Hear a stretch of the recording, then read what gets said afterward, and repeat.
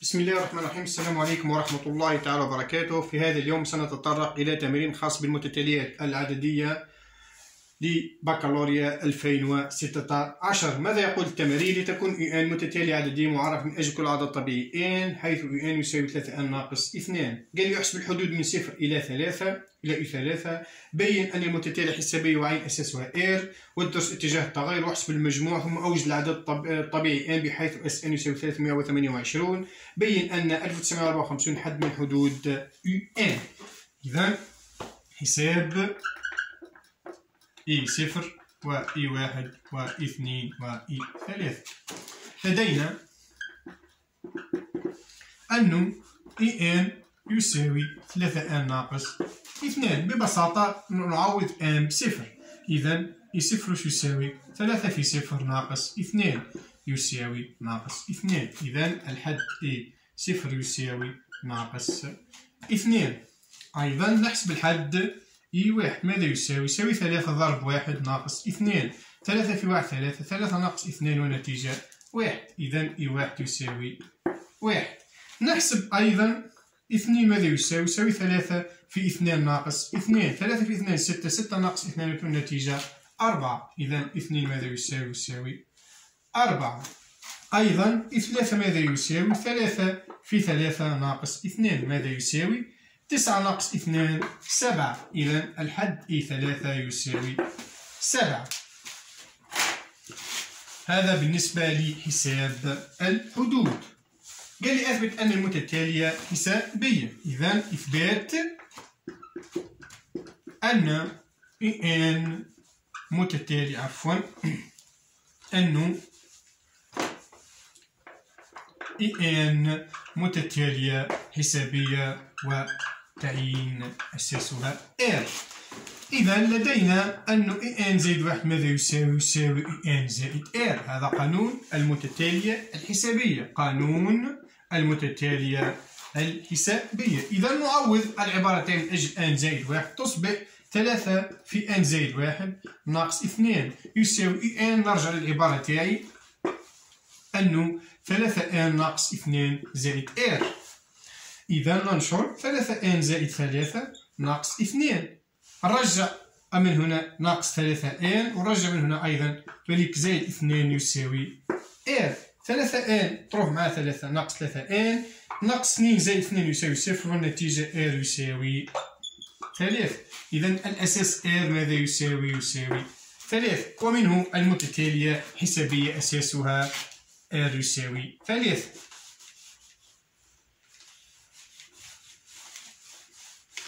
أيضا ماذا قال؟ قال ادرس اتجاه التغير. دراسة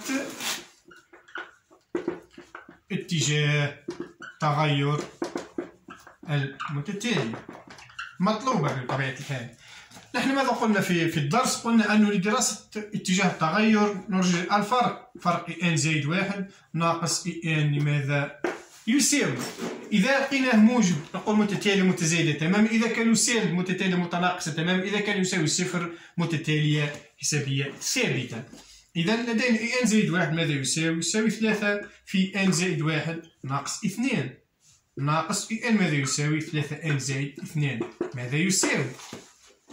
إذا 3n زائد 3 ناقص 2 ناقص 3n زائد 2 ماذا يساوي؟ 3n ناقص 3n بصفر ناقص 2 زائد 2 صفر. العدد 3 ما به 3 أكبر من الصفر. إذا المتتالية متزايدة تماما على n. هذا بالنسبة إلى اتجاه التغير. دوما في اتجاه التغير دوما نجري الفرق أنه n زائد 1 ناقص n. الآن قال لي احسب المجموع. إذا حساب المجموع. إذا حساب المجموع Sn. إذا Sn ماذا يساوي؟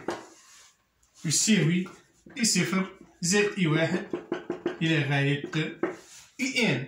أول حاجة كي نجي نحسب المجموع نحسب ديما عدد الحدود. ماذا يقول عدد؟ n ناقص الحد الأول نزيد 1 ونقسم على 2. هذا ماذا يساوي؟ n زائد 1 على 2.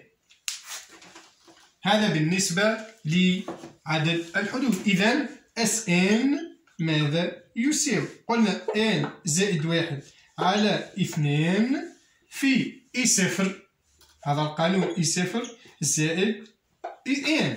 إذا Sn ماذا يساوي؟ يساوي n زائد 1 على 2 ضرب E0 كم؟ ناقص 2 زائد En هاي المطلوبة هي 3n ناقص 2.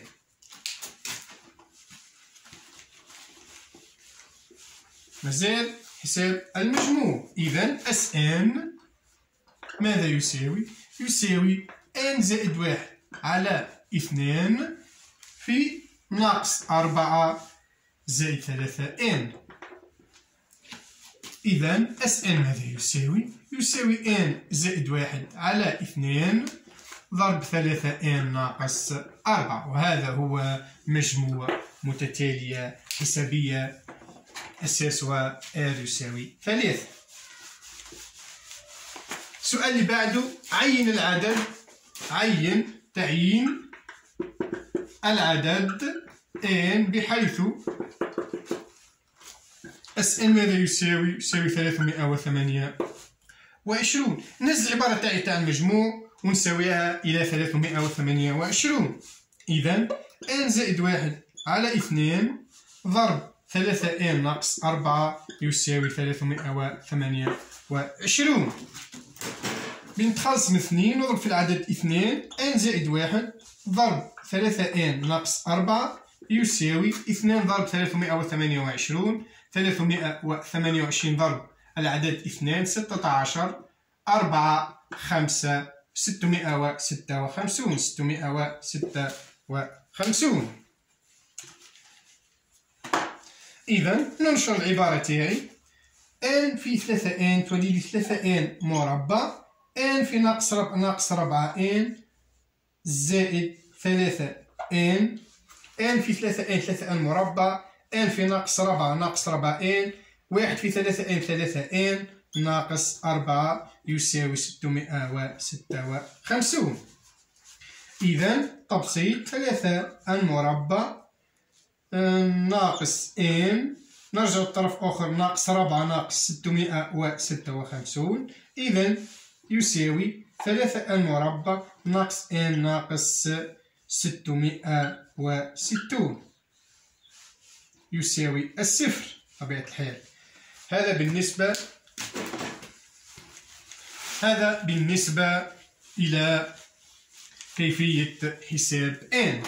إذا ماذا لدينا؟ لدينا 3n مربع ناقص n ناقص 660 يساوي الصفر. هذه معادلة من الدرجة الثانية، نستعمل المميز دلتا. دلتا ماذا يساوي؟ بمربع 1 ناقص 4 في a هي 3 في البي هي 660، عفوا 4 ناقص 660. إذا دلتا ماذا يساوي؟ 1 زائد 12 ضرب 660. إذا دلتا ماذا يساوي؟ 1 زائد، سنجري العملية بالآلة الحاسبة. إذا دلتا 7921. دلتا يساوي 7000. دلتا يساوي بالآلة الحاسبة طبيعة الحال أن دلتا يساوي 7921. هذا بالنسبة دلتا أكبر من الصفر، له حلان متمايزين. إذا الحل الأول أن واحد ماذا يساوي؟ ناقص ب ناقص جذر دلتا على 2 في أ، وأن 2 ماذا يساوي؟ ناقص ب ناقص جذر زائد جذر دلتا على 2 في الأ. هذا ماذا يساوي؟ طبيعة الحال نروح نجذر 7921 هي 89. إذا تولي ناقص ب هي 1 ناقص جذر 7921 هي 89 على 2 في الأ على 6. هذا مرفوض. لماذا؟ لأنه ناقص 88 على 6، وهذا أقل من الصفر، ليس عدد طبيعي، لا داعي لتكملة الحساب. نأتي إلى ان 2. ان 2 ماذا يساوي؟ 1 زائد 89 على 2 في أ على 6 ماذا يساوي؟ 90 على 6 ماذا يساوي؟ يساوي 15.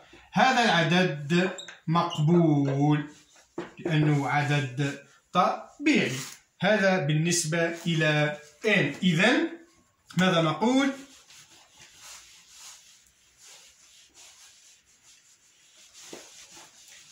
نقول أن العدد n من أجل Sn يساوي 328، العدد n يساوي 15. إذن السؤال الأخير ماذا يقول؟ بين تبيين أن 1954 حد من حدود المتتالية. روح العبارة تاعي اللي مديها لي أنه حنا واش قلنا؟ واش نهز أنه ان يساوي 1954. ان عندي ولا لا؟ إذا 3n ناقص 2 ماذا يساوي؟ 1954. إذا 3n ماذا يساوي؟ 1954 رجع لي الطرف زائد 2. إذا 3n ماذا يساوي؟ 1954 زائد 2 تساوي 1956. إذا n ماذا يساوي؟ يساوي 1956 على 3. ماذا يساوي بالآلة الحاسبة؟ يساوي 652. 652. أيضا